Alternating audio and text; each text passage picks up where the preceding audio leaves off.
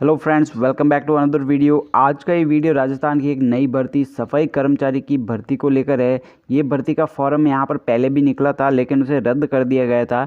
यहाँ पर 4 मार्च से 24 मार्च के बीच में यहाँ पर फिर से इस वैकेंसी के लिए फॉर्म यहाँ पर अप्लाई करने का ऑप्शन चालू हुआ है। आप देख सकते हो 24,000 से ज़्यादा यहाँ पर वैकेंसीज है ऑल ओवर राजस्थान के अंदर।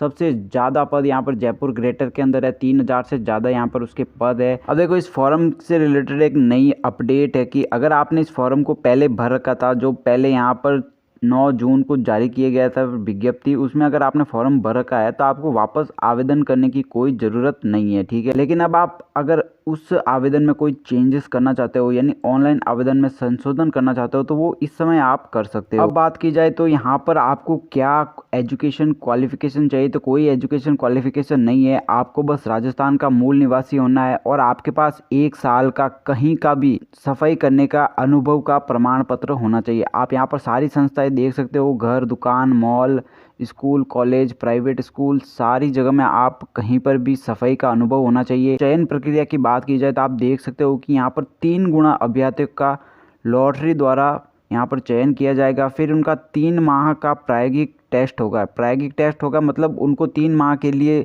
जो भी उनको नगर निकाय मिला है वहाँ पर काम करने के लिए बोला जाएगा और वहाँ पर 3 माह तक उनकी प्रेजेंस और सारे काम करने के तरीक़ों को यहाँ पर नोट किया जाएगा। फिर उनका यहाँ पर ऐसे सिलेक्शन हो जाएगा।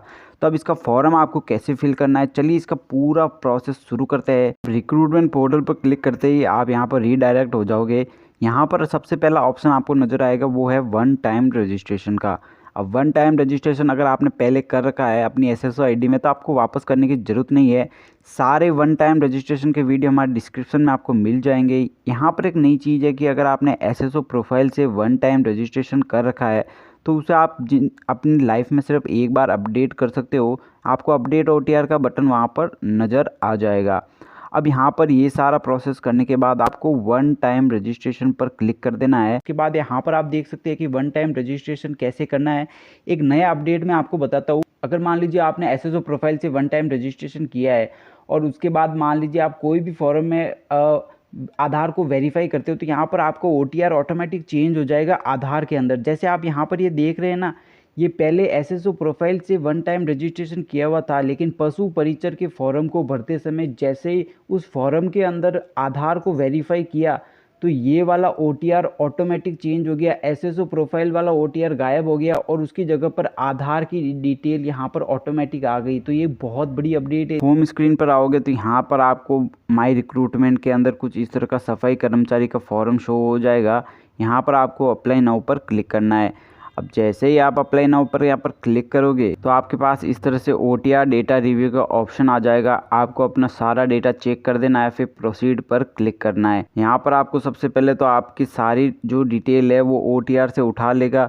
जो डिटेल आपको यहाँ पर चेंज करनी है वो आप यहाँ पर कर सकते हो, लेकिन जो मेजर चीज़ें होती है जैसे नाम, father name, gender, date of birth, वो सब यहाँ पर चेंज नहीं होगी। ईमेल आईडी भी यहाँ पर आप चेंज नहीं कर सकते।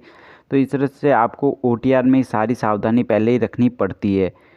अब यहाँ पर सारी डिटेल देखने के बाद आपको आधार वेरीफाई का ऑप्शन भी आ जाएगा। अगर आपने कर रखा है तो ये वापस नहीं मांगेगा। अब आपको यहाँ पर फॉर्म में अप्लाई करना है कि आपको कौन से ज़िले से यहाँ पर आवेदन करना चाहते हो, मतलब आप किस ज़िले में अपनी नौकरी आप चाहते हो। तो यहाँ पर सारी चीज़ें आपको आराम से देखकर भर देनी है। आप अनुसूचित क्षेत्र के हो या नहीं हो वो आप अपने अकॉर्डिंग यहाँ पर सेलेक्ट करोगे, यस या नो जो भी हो।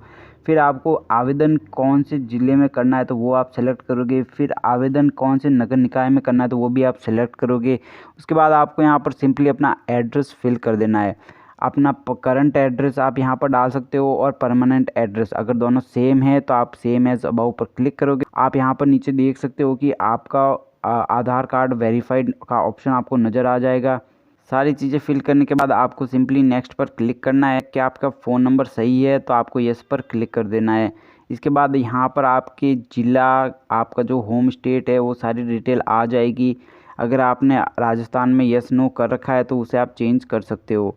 यहाँ पर अपना जो भी एड्रेस है आपको यहाँ पर फिल कर देना है। उसके बाद नीचे कुछ एक्स्ट्रा कैटेगरी आ जाती है कि आप इंडिया के निवासी हो या फिर स्थापित हो, आप कोई भूतपूर्व सैनिक हो, अच्छे खिलाड़ी हो, कोई कैदी हो क्या, ऐसी सारी डिटेल आपको अपने अकॉर्डिंग यहाँ पर यस नो करनी पड़ेगी। उसके बाद क्या आपको एज रिलैक्सेशन चाहिए, यस या नो जो भी हो आप यहाँ पर सिलेक्ट कर सकते हो। नॉट एप्लीकेबल भी आप यहाँ पर डाल सकते हो।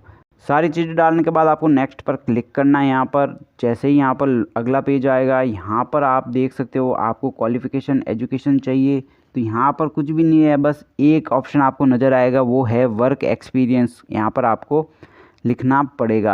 आप यहाँ पर पीछे उस फाइल को अपलोड भी कर सकते हो और सारी डिटेल यहाँ पर आपको लिख देनी है कि कौन सी तारीख को आपको एक्सपीरियंस मिला है, कब से कब तक आपने काम किया है, कितने साल का एक्सपीरियंस है, वो सारी डिटेल आप यहाँ पर लिख सकते हो।